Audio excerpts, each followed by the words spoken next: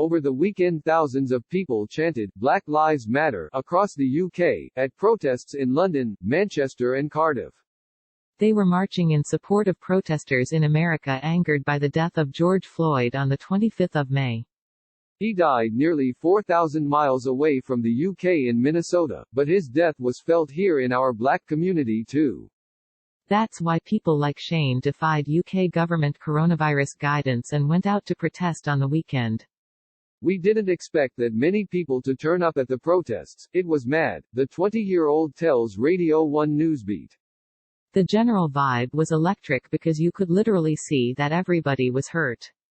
Shane says she and her friends wore military boots to the London protest and were impressed to see lots of other women dressed like members of the Black Panther movement. There were a lot of black women with their natural hair out, she says.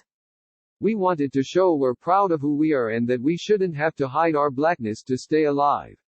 Shane says although George Floyd was killed in the U.S., we know that it happens here too, citing the case of Mark Duggan. He was a 29-year-old who was shot and killed in 2011 while police in London were trying to arrest him under suspicion of planning an attack and being in possession of a gun. His death sparked riots in London, where police officers are 4 times more likely to use force against black people than white people, and later across the UK. In 2016, ex-Aston Villa footballer Dalian Atkinson died when he was restrained by police and tasered in Telford, Shropshire. Richard Charles died in hospital due to a cardiac arrest and obstructed airway during restraint from police officers in 2017. Last week a public inquiry was announced into the death of Sheku Bayo in police custody in Scotland in 2015. Protesters in London held signs bearing their names, and the names of other black people who have died after encounters with British police, at the weekend. It's just very frustrating. I'm very angry and very tired. To constantly be hearing about black people being aimlessly killed for no reason is draining, Shane says. We have our issues within the black community but we are still very united. The prejudice that black people in America face is the same prejudice we face here. When one is hurt, we're all hurt because it could have been us. In America, protests have led to violent clashes between protesters and police. The police officer who was seen with his knee on George Floyd's neck for 9 minutes during his arrest for using a fake $20 note has been charged with murder. Iram Kiakia, who's 20 and has a YouTube channel speaking about the UK Black Lives Matter movement, says she became more upset about the death of George Floyd the more she learned about his life. I watched a few seconds of when they were kneeling on his neck but I wasn't able to finish watching it. I was really upset, she tells Newsbeat. What upset me more was watching the videos of him as an activist and him being vocal about certain things in his community. They upset me more than the video of the police killing him. Iram says people think the UK is more progressive on race than America, when actually it isn't.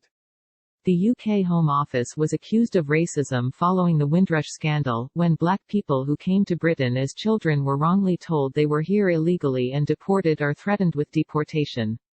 Race clearly played a part in what occurred, the long-awaited review into what happened said earlier this year. The Grenfell Tower fire in 2017 and the Windrush scandal were mentioned by rapper Dave when he called Prime Minister Boris Johnson racist during a performance at the Brit Awards after winning Album of the Year, causing Home Secretary Priti Patel to defend the PM.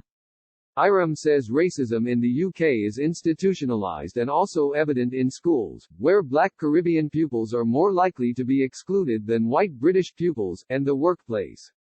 There's a lot of more covert things that have happened to us and still happen to us, like when we were in school they policed black people's hair, we weren't allowed certain hairstyles or colors even though our white counterparts were able to dye their hair any color, she says. In the workplace, there's always microaggressions. Everyone I know has experienced some sort of ignorant comment at the hands of a fellow employee or even an employer. Just because it's so subtle and it's not overt, it doesn't mean it's not racist. Follow Newsbeat on Instagram, Facebook, Twitter and YouTube.